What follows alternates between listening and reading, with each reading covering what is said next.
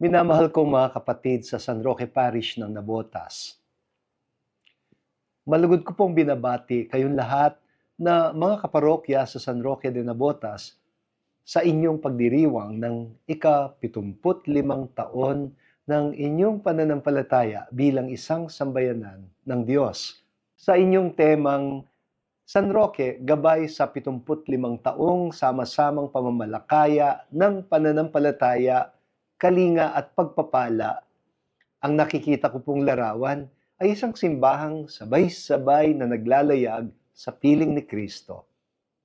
Lalo na kasama ang ating mga mangingisda at pamilya sa may baybayin ng Maynila.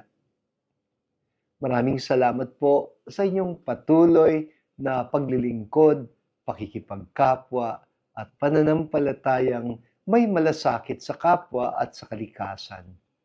Nawa ay patuloy kayong pagpalain ng Diyos, patatagin sa inyong pagkakaisa at ingatan sa inyong misyon bilang simbahang buhay sa Nabotas. Happy Fiesta po sa inyong lahat at pagpalain kayo ng Panginoong Diyos. Ito po si Cardinal Pablo Virgilio David, Obispo ng Diocese of Caloocan.